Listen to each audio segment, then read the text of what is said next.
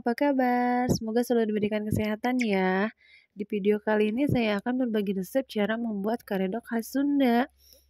Membuatnya sangat mudah sekali ya, super simpel dan sangat-sangat mudah sekali. Mari kita coba.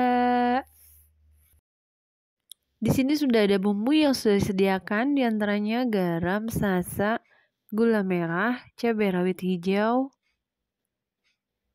kencur, dan juga bawang putih. Dan ini kacang tanah yang sudah digoreng. Kita haluskan kacang tanah ini beserta bumbunya hingga halus.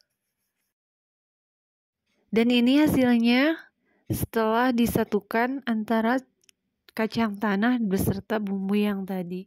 Di sini saya tidak memakai ubi maupun kentang ya. Tujuannya agar karedok ini tidak mudah basi. Dan di sini sudah ada timun yang sudah dipotong beserta kol putih, toge, dan juga kacang panjang. Untuk sayurannya bisa bebas ya.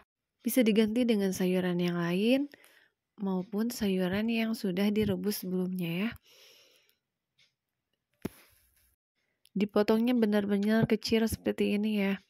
Untuk semua sayuran ini sudah saya bersihkan dengan air bersih. Tetapi di sini saya membersihkannya lagi dengan air es. Tujuannya agar sayurannya lebih segar saat dimakan.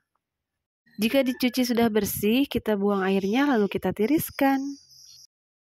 Kita campurkan sayuran beserta bumbu yang sudah dihaluskan tadi. Di sini kita tidak perlu memakai air ya, karena timun sudah banyak mengandung air. Kita aduk secara merata. Kita angkat lalu kita sajikan. Dan inilah karedok khas Sunda yang sangat-sangat mudah untuk membuatnya. Di tempat saya biasanya membuatnya itu langsung antara bumbu dan juga sayur. Kalau saya ini terpisah ya, kebetulan di sini bulan puasa jadi segalanya serba dadakan. Dimakannya pun sangat nikmat dan tidak banyak mengandung air. Terima kasih sudah menonton video saya. Selamat mencoba dan semoga bermanfaat. Assalamualaikum.